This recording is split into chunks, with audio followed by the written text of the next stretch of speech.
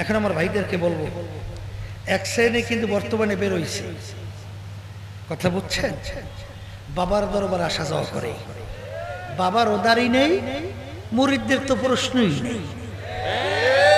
কথা ঠিক না? আচ্ছা, বাবার নিজে পর্দা কি আল্লাহর হুকুম না আমার হুকুম? এটা কি ফরজ, ওয়াজিব না সুন্নাত? ভালো করে বোঝে। আচ্ছা, একজন সাহাবী পাওয়া যাবে যেই সাহাবী যেই মহিলাদের সঙ্গে দেখা দেওয়ার জায়েজ নাই তাদের সঙ্গে দেখাতেছে? আমরা কিন্তু পাইনি, কথা খেয়াল করেন। আচ্ছা, সেই বাবাও যেই মহিলাদের সঙ্গে দেখা দেওয়ার জায়েজ নেই তারা তাদের সঙ্গে দেখা দেয়। আবার বারবার দরবারে যেই সমস্ত মুহিব্বিনরা আসা যাওয়া করে, পীর ভাই পীর বোন হয় বেফর্দ অবস্থায়। ভুল বলছি না ঠিক বলছি?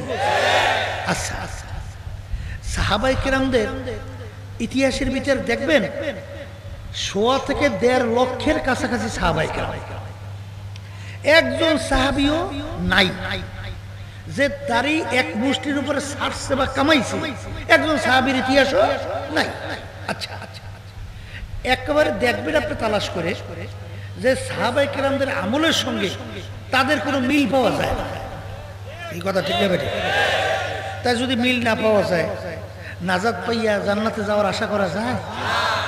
তাহলে আল্লাহ রাসূলের হাদিস মিথ্যা হয় না? নাউজুবিল্লাহ বলেন। আল্লাহ রাসূল সাল্লাল্লাহু আলাইহি ওয়াসাল্লাম হাদিসকে মিথ্যা?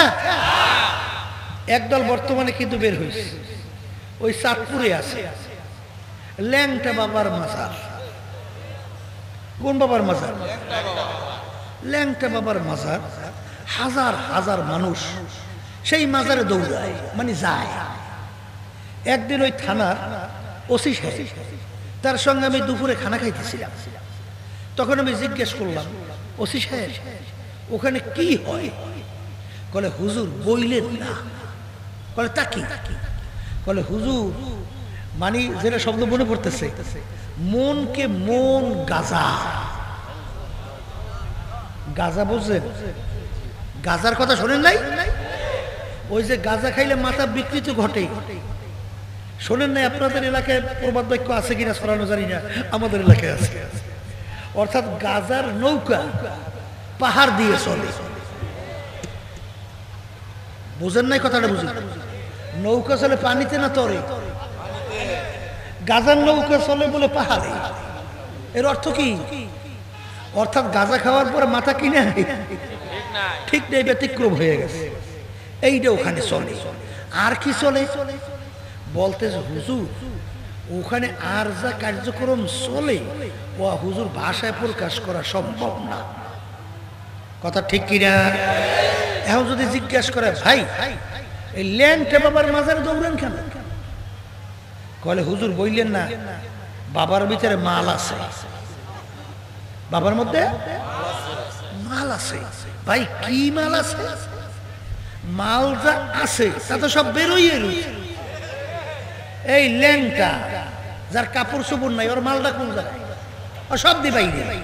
জোরে বলে কথা ঠিক না বেঠিক? হাইসেন না, শুধু বোঝার চেষ্টা করে। তা মাল যা আছে সব তো বের হইয়া আছে, আবার মালটা আছে কোন? এর পেটের মধ্যে গুমুসারা আছে। জোরে বলেন কথা ঠিক না বেঠিক? গেছিলাম মনে পড়ে মানে কিশোরগঞ্জ নানি কোন জায়গায়, এক মুরব্বি বুড়া দেখলাম রিক্সার উপরে বসা।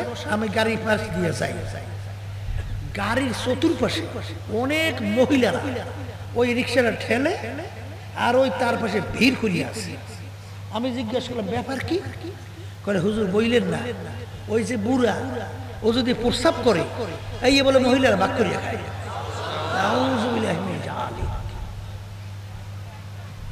মাল পাইছে। এখন আমি জিজ্ঞেস করি, এইটা কোনো সাধারণ জ্ঞানের মানুষ এই কাজ করতে পারে? তাহলে এটা করে কেন? এটা কিন্তু বোঝা লাগবে। আল্লাহ রাসূল সাল্লাল্লাহু আলাইহি ওয়াসাল্লাম বলে গেছেন, আস-সিহরু হাক্কুন, জাদু কিন্তু সত্য। জাদু কি? আবার জোরে বলেন, জাদু কি? সত্য। আল্লাহ রাসূল সাল্লাল্লাহু আলাইহি ওয়াসাল্লাম জাদু করছিল না? আস্তে আস্তে করছিল না? তাহলে জাদু কি? সত্য। এই জন্য হাকিমুল উম্মাত আশরাফ আলী থানভী রহমাতুল্লাহি আলাইহি তিনি বলছিলেন যে যার ভিতরে সুন্নাত নাই, নামাজ নাই, রোজা নাই, এক কথায় যার ভিতরে পর্দা নাই, এইরকম ব্যক্তির থেকে যদি কোনো ধরনের ব্যতিক্রম ধর্মী কিছু প্রকাশ পায়, কি ব্যতিক্রম? ইচ্ছা করলে পানির উপর দিয়ে হাইটে যায়, ইচ্ছা করে পানির ভিতরে ফুক দেয়, টকবক করিয়া উতলাইতে থাকে, ইচ্ছা করলে বাতাসের উপর দিয়ে উড়িয়ে যায়, এরকম যত ধরনের ব্যতিক্রম কিছু তার থেকে প্রকাশ পায়, কিন্তু তার ভিতরে যদি সুন্নাত না থাকে, আর সুন্নাত যদি না থাকে ফরজের তো কথাই নাই। ধরে বলে কথা ঠিক না? আচ্ছা, আর ফরজ যদি না থাকে সুন্নাতের তো কোনো কথাই নাই। জোরে বলে কথা ঠিক কিনা?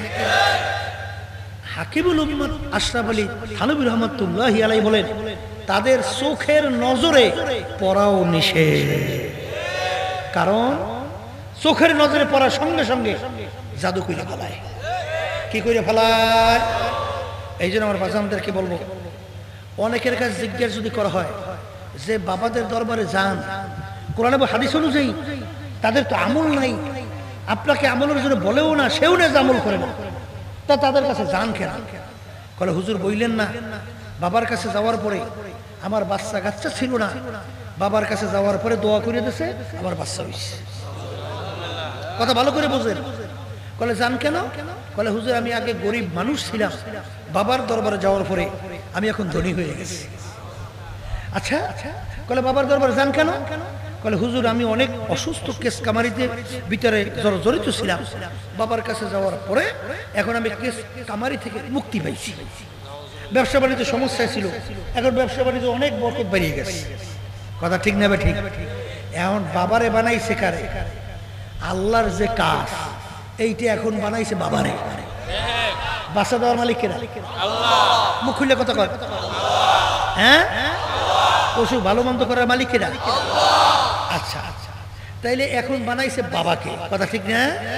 এই জন্য কোন এক কবি এক কথায় বলছিলেন, গার হাওয়া পে ওরতা হারা তো দিন তরকে সুন্নাত জুকারে শয়তানগি। একটা মানুষ হাওয়ার উপর দিয়ে উইরা যায়, পানির উপর দিয়ে চট চট করে হাইটা চইরা যায়, ওর ভিতরে যদি সুন্নাত না থাকে ও আল্লাহর ওলি তো দূরের কথা, ও একটা শয়তানের সাগরেদ। কিসের সাগরেদ? জোরে কোন কিসের সাগরেদ? শোনেন, এখানে কিন্তু ব্যতিক্রমে একটা কথা বইলে যাই।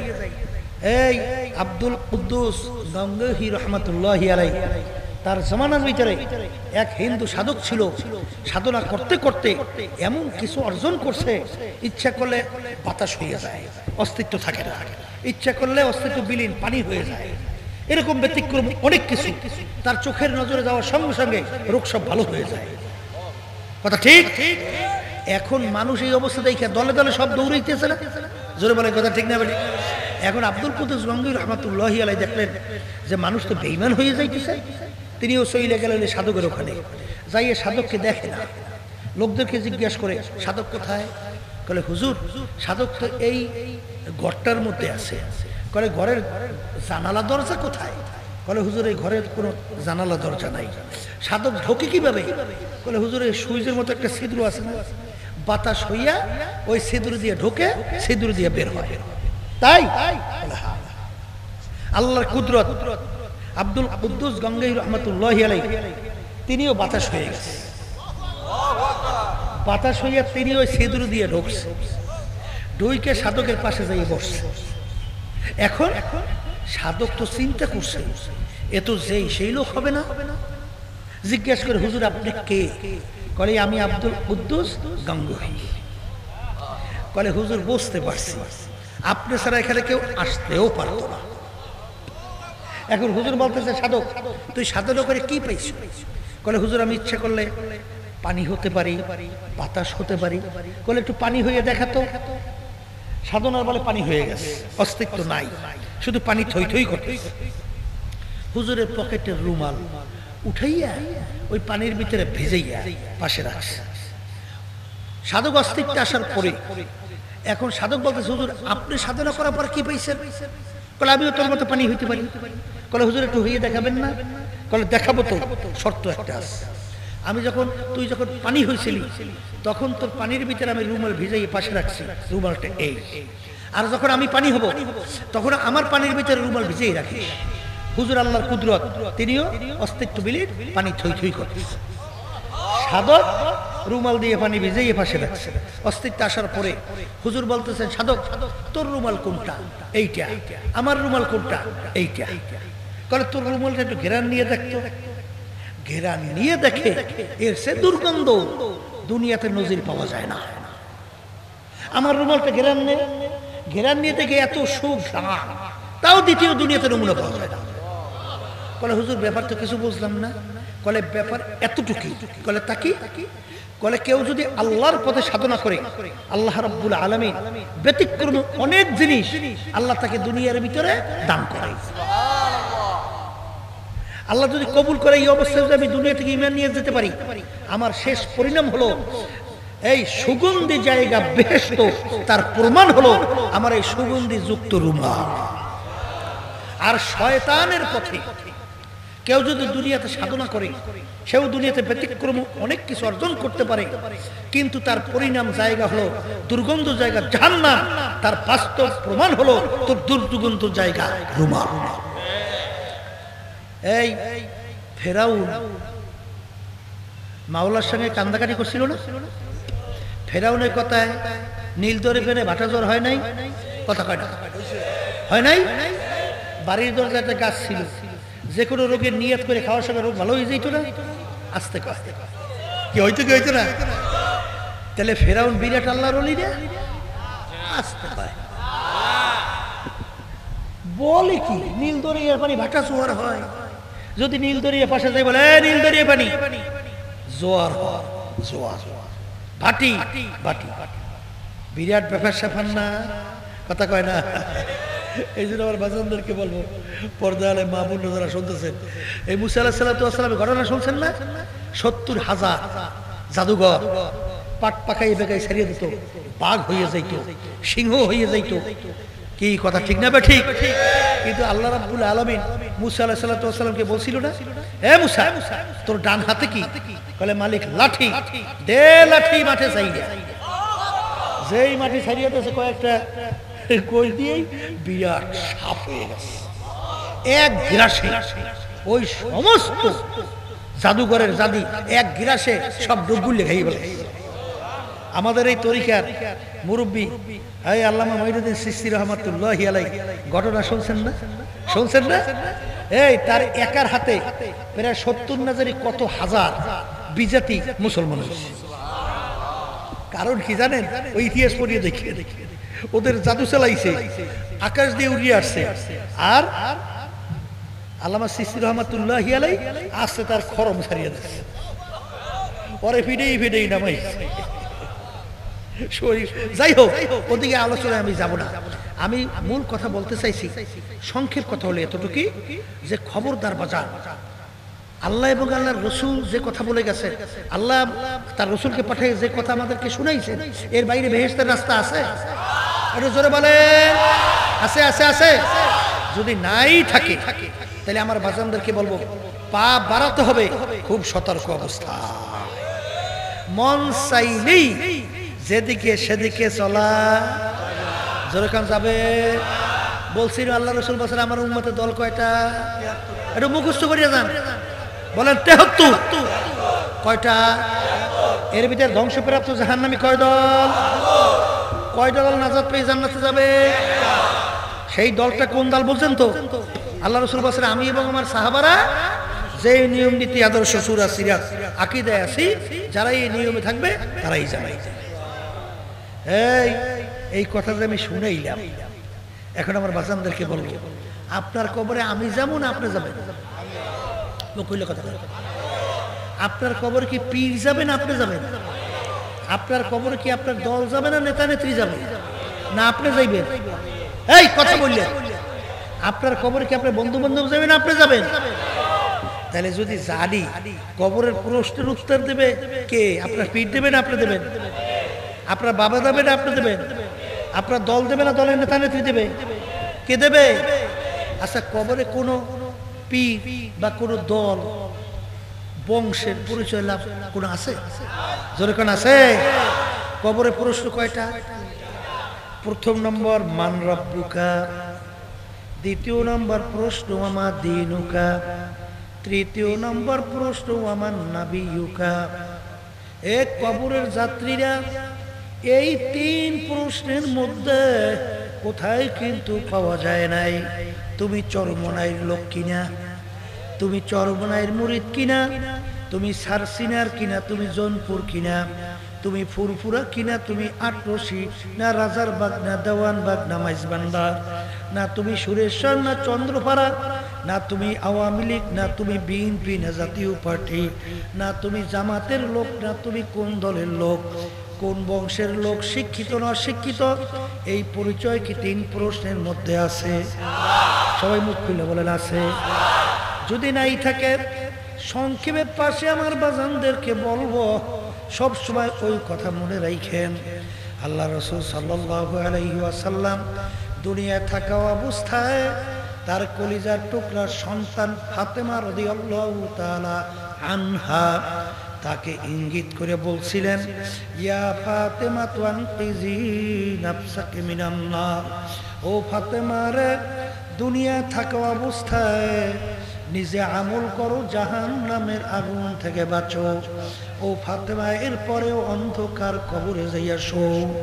আল্লাহ রাসূল বলেন, ফাতেমা রে, কবরে যদি এই পরিচয় দাও আমি আখিরি জামানার নবীর মেয়ে। আল্লাহ রাসূল সাল্লাল্লাহু আলাইহি ওয়াসাল্লাম বলেন, ফাতেমা রে, এই পরিচয় কবরে কোনো কাজ হবে না। এ কবরের যাত্রীরা, আল্লাহ রাসূল সাল্লাল্লাহু আলাইহি ওয়াসাল্লাম যদি তার মেয়ে কলিজার টুকরা সন্তান ফাতেমা রাদিয়াল্লাহু তাআলা আনহা তার ব্যাপারে যদি এই কথা বলতে পারে, এখন নিজেকে প্রশ্ন করেন, নিজেই কথা নিয়ে চিন্তা করেন, মুরাকাবা করেন, তারপর দুনিয়া থেকে বিদায় নিয়ে কবরে রওনা করেন। কারণ বাজান, দুনিয়ার যে কোনো কাজে 5 বার যদি কেউ ঠগেন, আবার ওই কাজের ভিতরে চেষ্টা করলে জিতবার আশা করা যায়। কিন্তু এই কবরের যাত্রীরা একবার যদি কেউ খোদা না খাস্তা কবরে যাইয়া কেউ ঠই গে বসরে বাবা, আর দ্বিতীয়বার দুনিয়াতে আইসা আপিল কইরা জিতবার কিন্তু আর আশা নাই। এ দুনিয়াদার পাগল আমার বাবারা, ফাতেমা রাদিয়াল্লাহু তাআলা আনহা ইন্তেকালের পরে, দাফন করার পরে গিফারি রাদিয়াল্লাহু তাআলা আনহু কবরকে লক্ষ্য করে বলতেছিলেন, হে কবরে মাটি, সাবধান, বেয়াদবি করিও না। তোমার গর্বে কাকে রাখছি জানো? হাসান হুসাইনের আম্মাকে তোমার গর্বে রাখলাম। আলী রাদিয়াল্লাহু তাআলা আনহু তার স্ত্রীকে তোমার গর্বে রাখলাম। সরদারে দোজাহান মুহাম্মাদুর রাসূলুল্লাহ সাল্লাল্লাহু আলাইহি ওয়াসাল্লাম তার কলিজার টুকরা সন্তান ফাতেমাকে তোমার গর্বে রাখলাম। হে কবর মাটি, সাবধান, বেয়াদবি করিও না। আমার মালিকের হুকুমে কবরের মাটির জবান খুইলা গেল। কবরে মাটি আপনার আমার মতো কথা বলে। কবরে মাটি ডাক দিয়া বলে, ও আবু যর গেফারি, আমার কাছে কার মেয়ে, কার মা, কার স্ত্রী, কোন বংশের, এই পরিচয় আমার কাছে কোনো কাজ হবে না। যে ভালো আমল নিয়ে আমার কাছে আসবে সেই একমাত্র ভালো ব্যবহার পাবে। আর খারাপ আমল নিয়ে যদি আমার গর্বে আসে, আমি কবরের মাটি 2 পাশ থেকে এমন ভাবে চাপ মারব, এক পাজরে হাড্ডি অন্য পাজরের ভিতরে মিশাইয়া দেব। আমার কাছে কোনো খাতির হবে না। এখন আমার বাজানদেরকে বলবো, পর্দারে মা বোনদেরকে বলবো, মামলা কিন্তু দুই প্রকার, একটা হলো দুনিয়ার মামলা আর একটা হলো আখিরাতের মামলা। বাজান দুনিয়ার মামলার মধ্যে মানুষ যদি ম্যাজিস্ট্রেট কোর্টে ঠগে আবার আপিল করার সুযোগ বাজান জজ কোর্ট, সেখানে ঠকলে হাইকোর্ট, সেখানে ঠকলে সুপ্রিম কোর্ট সিঙ্গেল বেঞ্চ, সেখানে ঠকলে সুপ্রিম কোর্ট ফুল বেঞ্চ, সেখানে ঠকলে প্রেসিডেন্ট কোর্ট, সেখানে ঠকলে আন্তর্জাতিক কোর্ট। এরকম ধাপ বাই ধাপ অনেক মামলার কিন্তু আপিলের সুযোগ আছে। দুনিয়ার মামলায় যদি কেউ পড়ে সেই মামলার থেকে বাঁচার জন্য উকিলের কাছে দৌড়ায় বাজান, তারপরেও কিন্তু দেখা যায় যে উকিলের কাছে যাইয়া মামলা চালাইতে যাইয়া অনেক সময় জায়গা জমিনও বিক্রি করে। দুনিয়ার মামলায় যদি ঠগে অনেক সময় জেল হয়, দেখবো অনেক সময় রাত্র দিন ঘুম হয় না, চেহারা বিবর্ণ হইয়া যায়। যদি জিজ্ঞাসা করে ভাই আপনার চেহারা এরকম কেন বিবর্ণ, আপনার চেহারা এরকম কেন কালো, কলে ভাই শোনেন নাই মামলায় পড়ছি, কলে তাতে কি হয়েছে, কলে জেল হওয়ার সম্ভাবনা আছে, কলে তাতে কি হবে, জেলে তো খাইতেও দেয় শুইতেও দেয়, কলে তাইলে কি অসুবিধা, এমনকি বর্তমানে ফ্যানের বাতাস উপরে ঘোরে, সমস্যা কি, কলে ভাই সব ঠিক আছে কিন্তু স্বাধীনভাবে চলা যায় না। এ দুনিয়াদার পাগল আমার বাবারা, আজকে দুনিয়ার সাধারণ জেলখানার মধ্যে বাজান জেল হইতেও পারে, চিন্তায় ঘুম নষ্ট হইয়া যায়, কিন্তু হে আখেরাতের জেলখানার আসামিরা আজকে দুনিয়া থাকা অবস্থায় ওই জেলখানার চিন্তা কইরা কই তোমার তো একদিন পশবলর নাই, বড় বেকা হয় নাই। আমার মালিক বলে দুনিয়ার ভিতরে এমন কিছু আমার বান্দা বান্দিরা আছে তাকশাইরু মিনহু জুলুদুল্লাযীনা ইয়াখশাউনা রাব্বাহুম সুম্মা তালিনু জুলুদুহুম ওয়া কুলুবুহুম ইলা যিকরিল্লাহ। এ দুনিয়াদার পাগল ভালো কইরা বোঝো, দুনিয়ার জেলখানা খাইতেও দেয় শুইতেও দেয়, আল্লাহ শুধু স্বাধীনভাবে চলা যায় না, কিন্তু আমার মালিক যে জাহান্নামের জেলখানা বানায়া রাখছে, আল্লাহ আপনি আমাকে আমাদের সবাইকে মাফ কইরা দিয়ে। এ দুনিয়াদার পাগল ভালো করে বোঝো, তারপর মাওলার কবরে যাও। এ আল্লাহর বান্দারা, পর্দালে মা বোনেরা, কোন দুনিয়ার পিছনে পড়ছ, দুনিয়া সম্পর্কে মাঝে মাঝে একটু মুরাকাবা করো। এক আল্লাহর ওলি তোমাকে আমাকে স্মরণ করায় দেওয়ার জন্য বলছেন, হাকিকত সে তো দুনিয়া বে খবর হ্যায়, দুনিয়া কি নুমাইশ পর নজর হয়। হে দুনিয়াদার পাগল আমার বাবারা, যারা দুনিয়ার পাগল হইছেন, দুনিয়া সম্পর্কে একটু মাঝে মাঝে চক্ষু বন্ধ করে নিরিবিলি মুরাকাবা করো। বাজান দুনিয়া কিন্তু শান্তির জায়গা না, কেউ কোনোদিন পায় নাই, কেউ কোনোদিন পাবে না। দুনিয়া কিন্তু অশান্তির জায়গা, আর দুনিয়া দারুল মেহনে ওয়াল বালা, বালা মুসিবতের জায়গা, কষ্ট ক্লেশের জায়গা। বাজান আমরা খাওয়া দাওয়া করি আরামের জন্য, অনেক সময় দেখবা খাওয়া দাওয়া করলে ঘাম ছুইটা যায়, ঘাম বের হয় অশান্তির কারণে।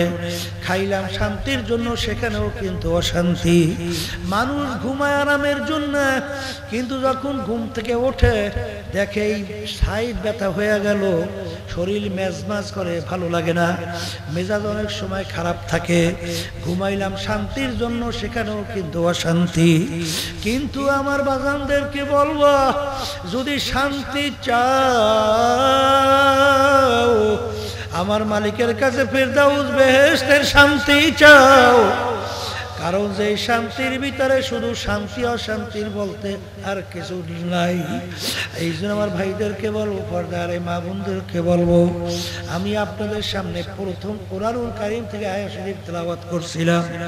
আয়াতের ভিতরে আমার মালিক বলেন, আমি যত মাখলুকাত সৃষ্টি করছি এর ভিতরে সর্বশ্রেষ্ঠ সম্মানিত করে আমি মানুষকে সৃষ্টি করছি। সবাই বলি সুবহানাল্লাহ।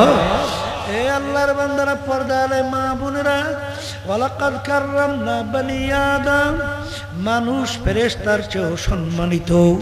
ফেরেশতা যেই জায়গায় যাইতে পারে না, মানুষ মুহূর্তের ভিতরে সেই জায়গায় পৌঁছা যায়।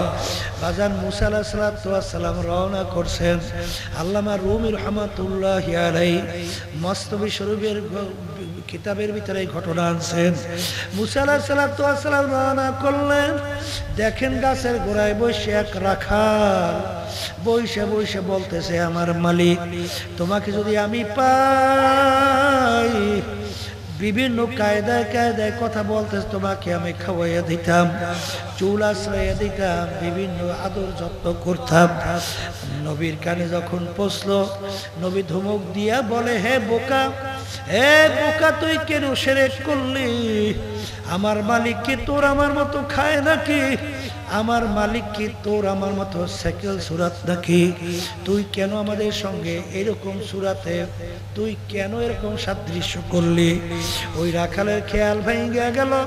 রাখাল পাগলের মতো উঠে জঙ্গলে দৌড় মারলো। ওদিকে রাখাল জঙ্গলে দৌড়ায়, আর আল্লাহ রাব্বুল আলামিন তার নবীর কাছে ওহী পাঠায়। ওহী আমাদ সোয়ে মুসা খুদা বান্দা মারা চেরা কর দে জুদা।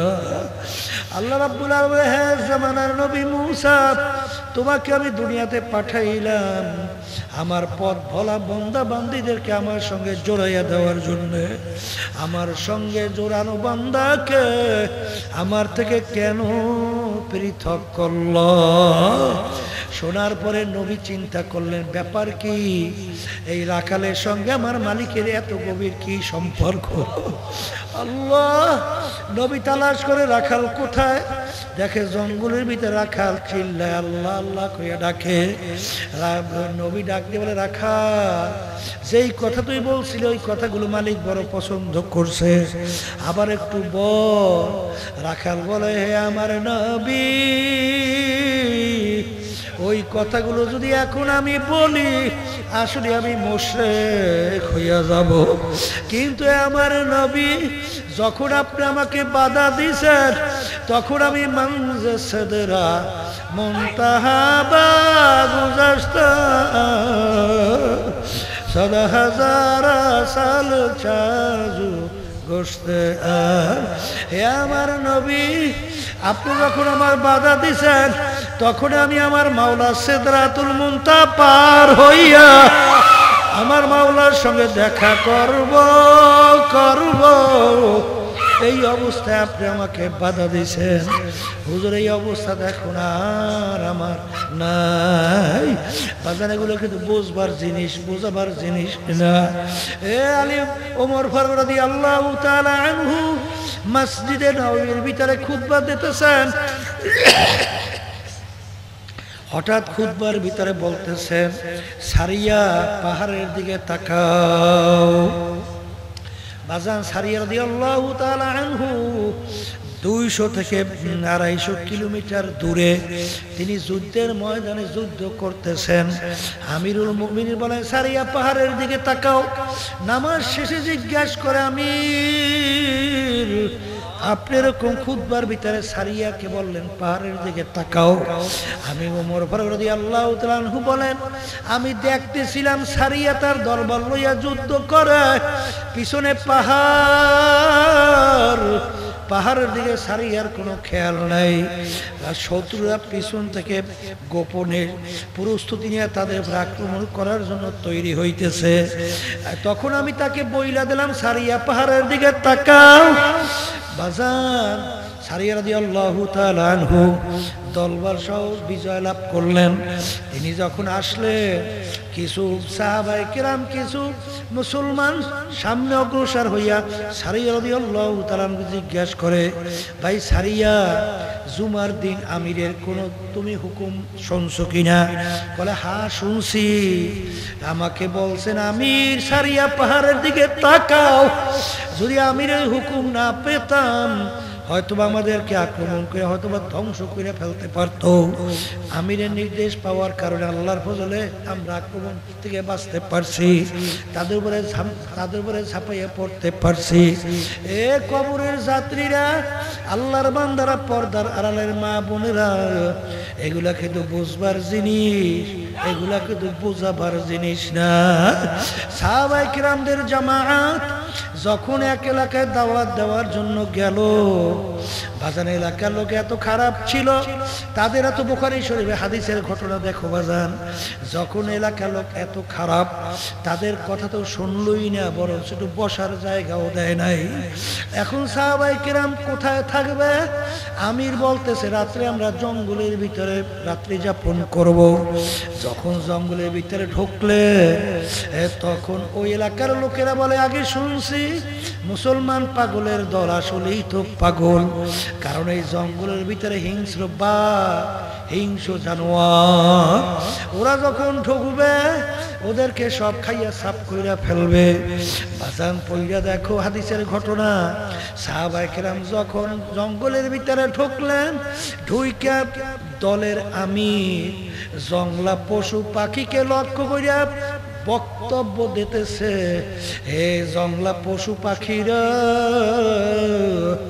আমরা একদল সাহাবারা নবীর আসছি, আমরা আজকে রাত্রে এখানে যাপন করতে চাই, তোমরা এখান থেকে সইরা যাও। বাজার ঘটনা বক্তব্য দিতে দেরি, বাঘ তার বাচ্চা মুখের ভিতরে কামড় দিয়া দাও, সিংহ তার বাচ্চা কামড় দিয়া মুখের ভিতরে নিয়ে দৌড়, এমনকি গর্তের পিপিলিকা পর্যন্ত গর্তের থেকে ওইটা জায়গা একেবারে পরিষ্কার। এই জন্য আমার ভাইদেরকে বলবো, পর্দা আলে মা বোনদেরকে বলবো, বাজান আল্লাহ রাব্বুল আলামিন বলছেন আমি মানুষকে সম্মানিত করে শ্রেষ্ঠ করে তৈরি করছি, কিন্তু এই কোরআনুল কারীমের মধ্যে আল্লাহ রাব্বুল আলামিন অন্য আয়াতে বলছেন উলাইকা কাল আনআম বাল হুম আদাল, এক শ্রেণীর মানুষ একেবারে আমার নিকৃষ্ট জানোয়ার, শুকুরের চেয়েও খারাপ। আমার বাজানদেরকে বলবো, পর্দা আলে মা বোনদেরকে বলবো, এক শ্রেণীর মানুষ ফেরেশতার চেয়েও সম্মানিত, আর এক শ্রেণীর মানুষ কুত্তা শিয়াল শুয়ারের চেয়েও খারাপ। এই কথা কিন্তু আমি বলি নাই, আল্লাহ বলছে, আমি শুনাইতেছি। বাজান এইটা কিন্তু বংশের দিক থেকে না, পীর হওয়ার দিক থেকে না, অন্য কোন লৌকিক উপাধির দিক থেকে না। বাজান কোন মানুষ শ্রেষ্ঠ, কোন মানুষ নিকৃষ্ট, এইটা বোঝার জন্য, বোঝাবার জন্যই এই মাহফিলের ব্যবস্থা। এ আল্লাহর বান্দারা, যাদের কপাল ভালো তারা কিন্তু বুঝবে, সেই অনুযায়ী চলবে, কলব ভালো কইরাই উত্তম মানুষ হইয়া দুনিয়ার থেকে বিদায় নিয়ে কবরে রওনা করবে। আর যাদের কপাল খারাপ, আবু জাহাল মার্কা, উতবা সাহেব আল আবু লাহাব মার্কা, এরা কিন্তু বুঝবেও না, পরিবর্তনও হবে না, আর ভালো মানুষ হইয়া কবরেও যাইতে পারবে না।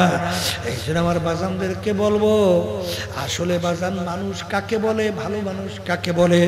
আল্লাহ রাসূল সাল্লাল্লাহু আলাইহি ওয়াসাল্লাম বলছেন, আলা ওয়া ইন্না ফিল জাসাদি মুদগাহ, ইযা সালুহা সালুহাল জাসাদু কুল্লুহু ওয়া ইযা ফাসাদাত ফাসাদাল জাসাদু কুল্লুহু আলা ওয়া হিয়াল কলব।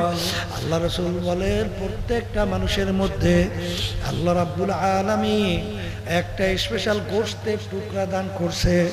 ওই গোশতের টুকরা যার ভালো হয়ে যায়, এক পর্যায়ে মানুষটা ফেরেশতার চেয়েও সম্মানিত হইয়া যায়। ওই গোশতের টুকরা খারাপ হওয়ার কারণে বাজার এই বাংলাদেশের মধ্যে দেখছেন জুলাই শেষ দিকে, আগস্টের প্রথম দিকে, আহারে কত আমাদের ভবিষ্যৎ বাংলাদেশের সন্তানগুলো তাদেরকে পাখির মতো গুলি করে মারতেও চিন্তা করে নাই, তাদেরকে গুলি কইরা রাস্তার ভিতরে ফেলাইয়া দিল। আসলে ওদের কলব খারাপ হওয়ার কারণেও কুত্তার চেয়েও খারাপ হয়ে গেছে।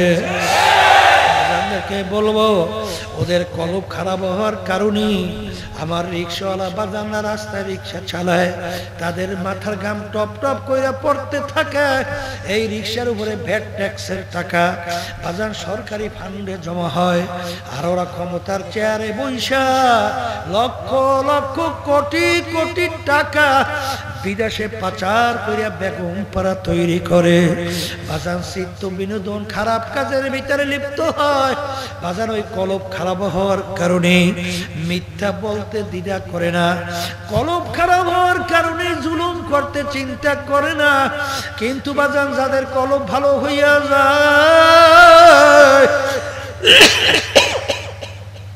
ইতিহাস পড়লে দেখবেন আল্লাহ রাসূল সাল্লাল্লাহু আলাইহি ওয়াসাল্লাম এক সাহাবীর উপরে পিঠের উপরে একটা আঘাত করলেন। এখন আল্লাহ রাসূল বলে, তোমাকে তো আমাকে আঘাত করছি, এখন তুমি প্রতিশোধ আমার নেও। এখন সাহাবী বলে, আল্লাহ রাসূল আমি তো আপনার প্রতিশোধ নেব, কিন্তু আপনি যখন আমার পিঠের উপরে আঘাত করছিলেন তখন আমার শরীরে কোনো পোশাক ছিল না, আপনার শরীরে তো পোশাক দেখা যায়, আপনি পোশাক খোলে নালে কেমনে আঘাত করব?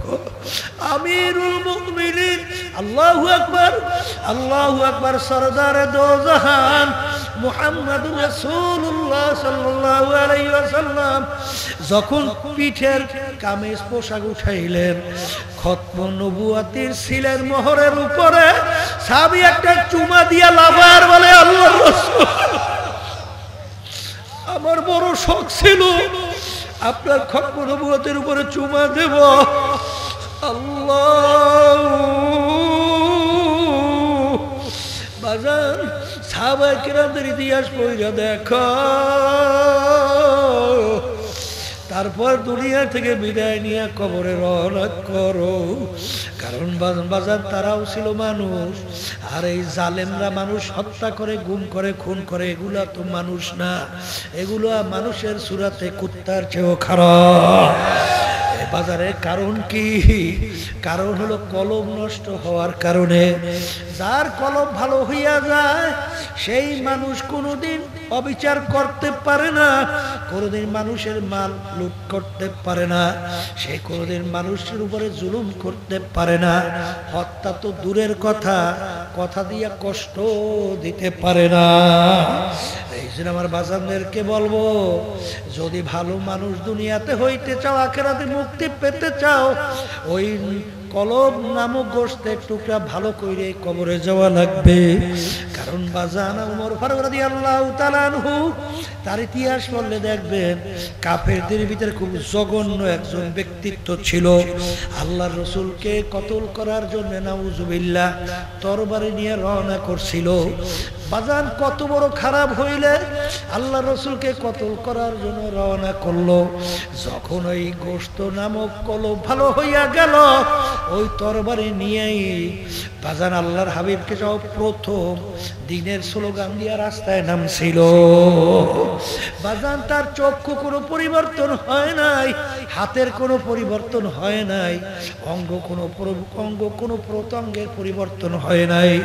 তার ওই কলব বাজান গোশত নামক কলব টুকরা ভালো হওয়ার কারণে ওই মানুষটা একজন সৎ চরিত্রের লোকের সঙ্গী হইয়া যাও, তুমি একজন সৎ চরিত্রবান হইয়া যাইতে পারবা। এই জন্য কিতাবের ভিতরে আসছে যে বাজান খারাপ লোকদের সঙ্গে দুস্তি তৈরি না কইরা, বন্ধুত্ব না কইরা, গর্তের ভিতর থেকে একটা বিষাক্ত সাপের সঙ্গে বন্ধুত্ব করো। কারণ বিষাক্ত সাপ যদি তোমাকে সবল দেয়, তোমার যদি হায়াত না থাকে, ঈমান যদি থাকে, এই অবস্থায় যদি দুনিয়া থেকে বিদায় হয়ে যাও, শহীদ দরজা পাইয়া বিনা হিসাবে বেহেশতে যাবা। আর যদি খোদা না খাস্তা চরিত্র খারাপ এই বন্ধু যদি তোমাকে ধ্বংসন করে, অনেক সময় ঈমান হারা হইয়া দুনিয়া থেকে বিদায় নিয়ে কবরে চইলা যাবা। আর চিরতরে জাহান্নামী হইয়া যাবা। এই জন্য আমার বাজানদেরকে বলবো, পর্দার এই মা বোনদেরকে বলবো, মনে করছেন আমরা কিছু বুঝি না, বুঝা শুনে কিন্তু টুপি মাথায় রাখছি, দাড়ি রাখছি, লম্বা জামা গায়ে দিছি, আল্লাহর ফজলে 5 ওয়াক্ত নামাজ আল্লাহর ফজলে জামাত সহকারে পড়ি, হারাম হালাল তমিজ কইরা খাই চলি। কারণ চিন্তা ভাবনা কইরা দেখছি বাজান দুনিয়া কিন্তু ক্ষণস্থায়ী আর আখিরাত কিন্তু স্থায়ী। আজকে একটু পেটে ব্যথা করলে সহ্য করা যায় না, একটু মাথার ভিতরে ব্যথা করলে সহ্য করা যায় না, একটা পিটান দিলে সহ্য করা যায় না। দুনিয়ার একটু সাধারণ আগুনে আঙ্গুল রাখলে 1 মিনিট আঙ্গুল রাখা যায় না, সহ্য করা যায় না। আল্লাহ রাসূল বলে দুনিয়ার আগুনের চেয়ে 70 গুণ তেজের আগুন জাহান্নামের আগুন। ওই আগুনের ভিতরে কেমনে জ্বলবা চিন্তা ভাবনা কইরা তারপর মাওলার কবরে রওনা করব। আল্লাহ রাব্বুল আলামিন জাহান্নামের আগুন সম্পর্কে বলছেন, নারুল্লাহিল মুতাদাতুল্লাতি তাত্তালিউ আলাল আফইদা। জাহান্নামের আগুন এমন তেজের হবে, শরীরে যে কোনো জায়গা লাগার সঙ্গে সঙ্গে ওই আগুন যাইয়া কলিজা পর্যন্ত পুইসা যাবে। আল্লাহ আপনি আমাকে আমাদের সবাইকে মাফ কইরা দিয়েন। এ কবরের যাত্রীরা এরপরে যদি মন না বুঝে, বাংলাদেশেও কত ঘটনা মাঝে মাঝে আমার মালিক দেখায়। কয়েক মাস আগে এই গত সফরে আমি কুড়িগ্রামের একটা থানা রৌমারি থেকে আসছি। ওই জেলার ভিতরে চরমনের একজন মুজাহিদ ছিল, অনেকে তাকে ঘুঘু মুন্সি কইয়া ডাকতো, আসলে তার নাম ছিল বশিরউদ্দিন মুন্সি। ঘুঘু মুন্সি কেন বলতো? রাস্তা দিয়ে হাঁটতে এমন ভাবে আমার মাওলার জিকির করতো, মনে হয় যেন ঘুঘু বলতে বলতে যায়। তিনি দুনিয়ার থেকে বিদায় নিয়ে কবরে যাওয়ার পরে 32 বছর পরে নদীর ভাঙ্গলে যখন তার কবর ভাইয়া গেল, কাপনের কাপড় সহ লাশ তাজা বের হয়ে আসছে। অনেক জাতীয় পত্রিকায় ছবি সহ দিয়ে দিছিল। কে কে দেখছেন? এতটাই দেখান তো, দেখেন বাজান কত মানুষ দেখছে। আল্লাহু আকবার।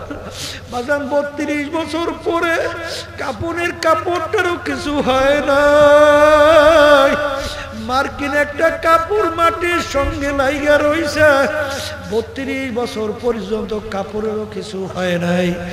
এ দুনিয়াদার পাগলেরা, দুনিয়ার কোন যুক্তি আছে যে কাপড়টারও কিছু হয় নাই? এখন উঠাইয়া নিয়ে কয়েক বছর আগে আব্বাজান রহমাতুল্লাহ আলাইহি তার নামের মাদ্রাসা ফজলুল উলুম, সেই ফজলুল উলুমের সামনে নতুন ভাবে দাফন করছে। আমি কয়েক মাস আগে সেই কবর জিয়ারত করি আসছি। বাজার যত ঘটনা আমার মালিক কাপড়ের কাপড় সব কবরে লাশ দেখায়। দিনদার পরহেজগার আল্লাহ ওয়ালা ছাড়া কিন্তু দেখা যায় না। বাগান 2 জন সাহাবায়ে কেরামদের লাশ মুবারক ইরাকের দাজলা নদীর কিনারে পাওয়া গেছিল 1400 বছর পরে। তাদের চক্ষু ছিল খোলা, এত তেজ তাকানোর সঙ্গে সঙ্গে অনেক সময় অনেক মানুষ বেহুশ হইয়া পইরা যাইত। আমির হামজা রাদিয়াল্লাহু তাআলা আনহু শাহাদত বরণ করার 50 বছর পরে প্রায় বাজান লাশ মোবারক বের হইয়া আসছিল, একেবারে দিব্যি তাজা মনে এখন ঘুমাইয়া রইছে। এরকম মাঝে মাঝে কিছু ঘটনা আমার মালিক দেখায়, আর যত ঘটনা আমার মালিক দেখায় কাপড়ের কাপড় সহ লাশ তাজা দেখা যায়। নেককার পরহেজগার আল্লাহ ওয়ালা ছাড়া কিন্তু দেখা যায় না। আবার কত কবরে আগুন দেখা যায়, সাপ দেখা যায়, কত নাফরমানের চেহারা শুয়ারের চেহারা হইয়া পইরা আছে। যত দুর্ঘটনা মাঝে মাঝে কবরে দেখা যায়। বাংলাদেশে অনেক ঘটনা আমরা জানি বাজার, যত দুর্ঘটনা মাঝে মাঝে কবরে দেখা যায়। বাজান হারামখোর, ঘুষখোর, সুদখোর, বেনুমাজি, জালেম, খুনি, সুদখোর ছাড়া কিন্তু দেখা যায় না। এই জন্য আমার ভাইদেরকে বলবো, পর্দারে মা বোনদেরকে বলবো, এরপরে আমার আব্বাজান বলতে, বাজান ধইরা নাও, নাউজুবিল্লাহ, কবরে কিছু হয় নাই, তুমিও বাঁচলা আমিও বাঁচলাম, কিন্তু যদি হইয়া বসে তাহলে তোমার বা উপায় কি? আমার বা উপায় কি হবে না, এরকম কোন প্রমাণ তোমার কাছে নাই, কিন্তু হওয়ার লক্ষ লক্ষ কোটি কোটি প্রমাণ আছে না নাই? এই জন্য আমার ভাইদেরকে বলবো, পর্দারে মা বোনদেরকে বলবো, বাজান কবরে কিন্তু কোন দল যাবে না, কোনো নেতা নেত্রী যাবে না, কোনো সম্পদ যাবে না, কোনো টাকা যাবে না। তোমার কবরে তুমি, আমার কবরে আমি। তোমার কবরে প্রশ্নের উত্তর তুমি, আমার কবরে প্রশ্নের উত্তর আমি।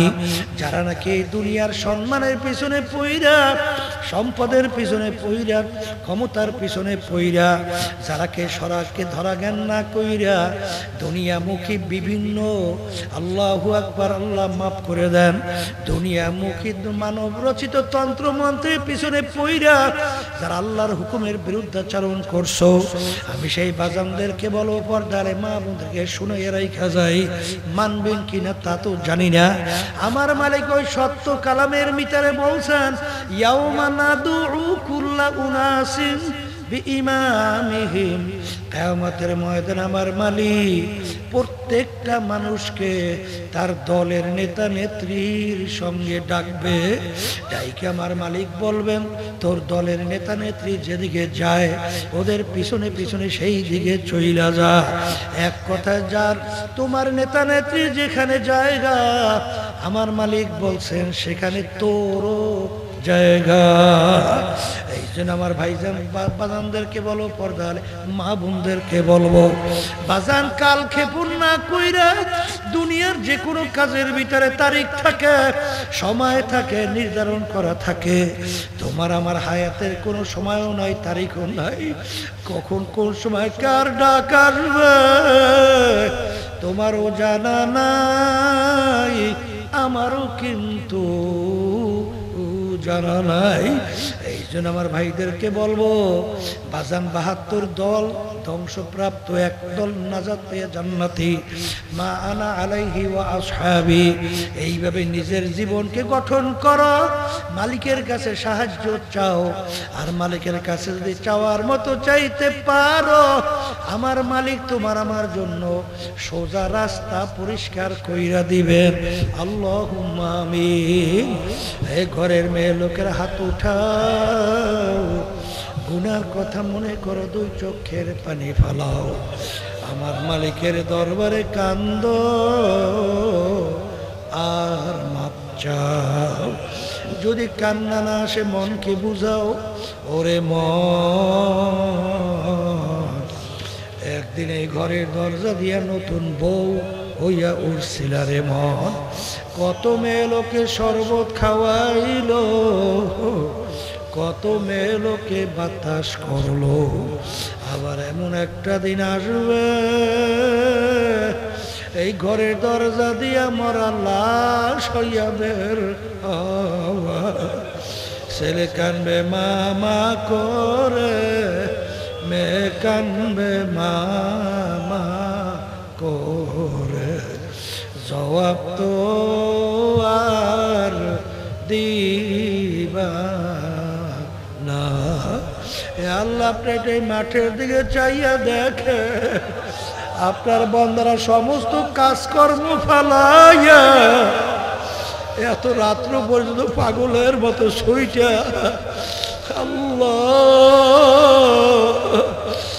এই মসজিদে কত তোমার খাস বান্দারা আছে, যেই হাতগুলা তোমার কাছে পছন্দ, এই হাতের বরকতে তুমি আমাদের জীবনের গুনাহ খাতা মাফ করে দাও। আল্লাহ আমাদের আম্মা আব্বা দাদা দাদু নানান আত্মীয় স্বজন, আল্লাহ যত মুজাহিদ বেরা মা বোনেরা দিনদারেরা ওই অন্ধকার কবরে শুয়ে আছে, দয়া মায়া করে তাদের কবরকে বেহেশতের বাগান বানায়া দেন। আল্লাহ যাদের উসিলায় মাহফিল হইল, যারা মাহফিলের জন্য চেষ্টা খাটনি সাহায্য করলো, আমরা যারা মাহফিলে উপস্থিত হয়ে গেলাম, আমাদের সবার উপরে খাস মেহেরবানি নাযিল করেন আল্লাহ। সুবহান রাব্বিকা রাব্বিল ইজ্জাতি আম্মা ইয়াসিফুন ওয়া সালামুন আলাল মুরসালিন ওয়ালহামদুলিল্লাহি রাব্বিল আলামিন।